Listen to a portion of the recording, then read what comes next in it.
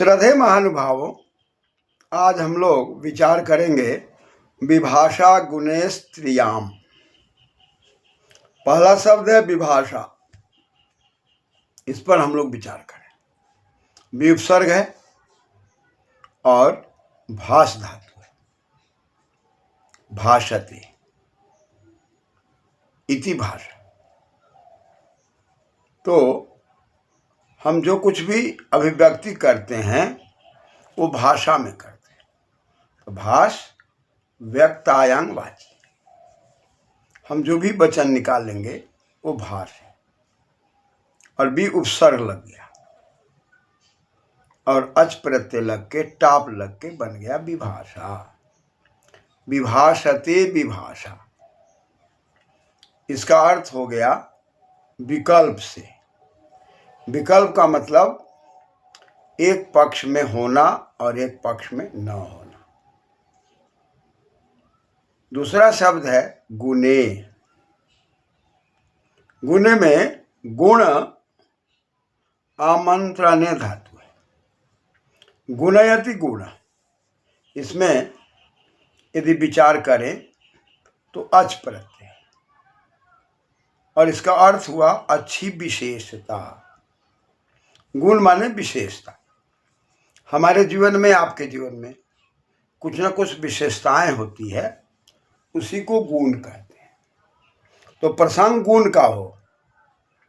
और तीसरा शब्द है अस्त्रियाम। अस्त्रियाम में अस्थायी धातु है और इसके अंदर आ गया न स्त्री अस्त्री तस्याम अस्त्रियाम।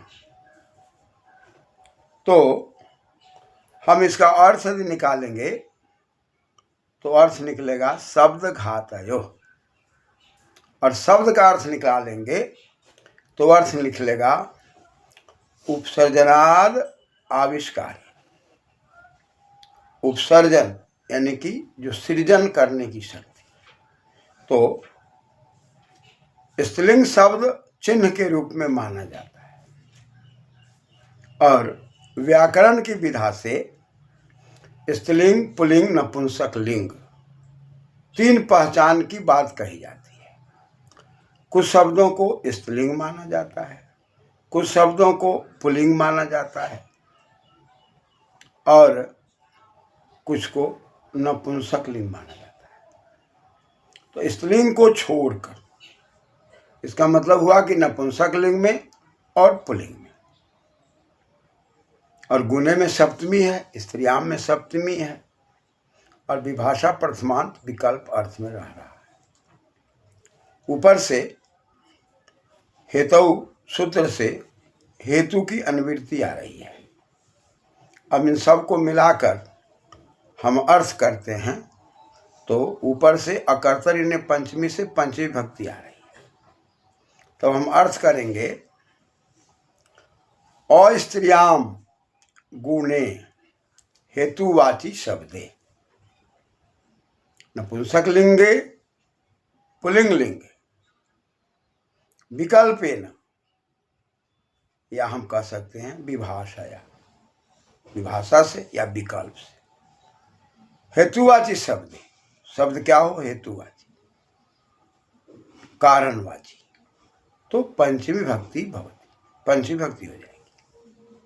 स्त्री का विषय न हो, गुण का विषय हो और शब्द हेतुवाची हो, कारण के अर्थ में निकलता हो। किस कारण से, कौन सा कार्य हो रहा है। क्योंकि हम कोई ना कोई कार्य करते हैं तो उसके पीछे कोई ना कोई कारण होता है, निमित्त होता है। तो ऐसी परिस्थिति में जिस कारण की बात कही जाती हो, तो एक पक्ष में पंचमी भक्ति की बात हो रही है और दूसरे पक्ष में हेतु से ऊपर से तृतीया की बात आ रही है। यानी कि किसी भी कारण से कोई कार्य हो रहा है, कार्य और कारण का संबंध है। कार्य किसी कारण से है तो उस कारण में पंचमी की बात कही जा रही है और एक पक्ष में तृतीया की बात कही जा रही है। अब सवाल पैदा लेता है कारण और कार्य क्या है? तो हम कहते हैं कि बद्धा, कोई व्यक्ति बधा हुआ है। क्यों बधा हुआ है? तो कहा जाड्याद बद्धा, मूर्खता के कारण बध गया, अज्ञानता के कारण बध गया। और हम यदि उसमें जड़ शब्द पर ध्यान दें तो संघाते अर्थ में, संघात के कारण, संघर्ष के कारण बध गया। ऐसी परिस्थिति में कार्य बध का हो रहा है, बधने का कार्य हो रहा है, और जड़ता के कारण। तो उस जड़ता शब्द में यदि हम भाव अर्थ में अर्थ निकालें तो स्याय प्रत्यय लगता है। गुणवचन ब्रह्मणादिभ्य कर्मणि च सूत्र से स्याय प्रत्यय लग रहा है। स्याय की अर्वृत्ति ऊपर से आ रही है। वर्णादिभ्य स्याय च, स्याय की अर्वृत्ति आई और जड़ से स्याय प्रत्यय लगकर अनुबंध लोप होकर के जाड्यम शब्द बना। और जाड्यम शब्द से जब विभाषा गुणे स्त्रियाम सूत्र की बात आई तो जड़ता क्या है? यह भी एक कहीं ना कहीं गुण है, और इस गुण में स्याय लगने से भाव अर्थ में जाड्य बन गया। जाड्यम जड़ता के कारण बंधन है।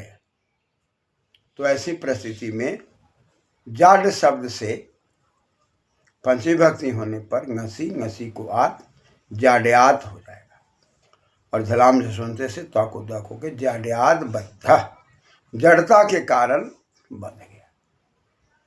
लोकाचार में देखा जाता है कि हम विवेक और बुद्धि का प्रयोग नहीं करते, तब कहीं न कहीं हम परेशानी में पड़ जाते हैं।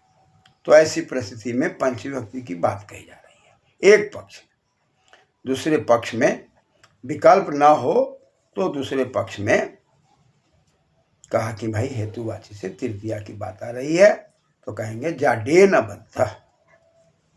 एक पक्ष में तृतीया टा लग करके जाडेटा, और जाड में टांगा सिंह सा मिनार से इन होकर के जाडे इन, और आदगुण होकर जाडेन, जड़ता के कारण बध गया।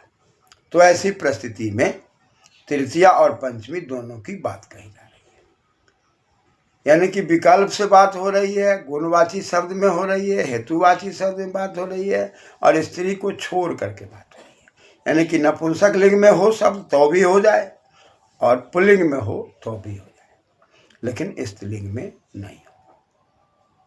यदि स्त्रीलिंगवाची शब्द है तो इसमें प्रयोग नहीं दिखाई पड़ता है।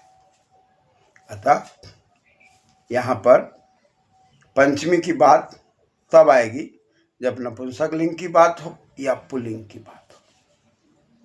इसी क्रम में आगे बात आ रही है कि एक शब्द है पंडित, और पंडित में पड़ी गतौ धातु है,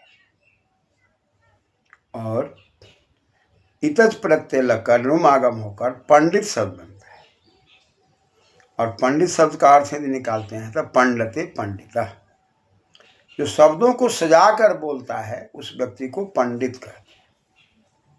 तो कहा कि यह पंडित जब भाव अर्थ में निकलेगा तो स्याय प्रत्यय लगा देंगे पहले जैसा, गुणवचन ब्रह्मणादिभ्य कर्मणि च से, तो बन जाएगा पांडित्य। अब पांडित्य शब्द बनने के बाद कहा कि गुणवाची हो गया, पंडित के अंदर भाव है पांडित्य का, तो इसमें पंचमी विभक्ति करनी होगी। तो पंचमी विभक्ति जब करेंगे तो कहेंगे पांडित्यात् बद्धा, पांडित्य के कारण बधे। विवेक है, बुद्धि है, इसलिए लोग उसको चाहने लगे, इसलिए वहाँ वह व्यस्त हो गया और वहाँ पर बंधन में आ गया। उसी प्रकार से तृतीया जब करेंगे तो हो जाएगा पांडित्येन बद्धा। अतः योग्यता के कारण भी आदमी बच जाता है और मूर्खता से भी बच जाता है, ऐसा अर्थ निकलता हो तो ऐसे हेतु में, इस कारण में पंचमी और तृतीया की बात कही जा रही है। क्रमशः धन्यवाद।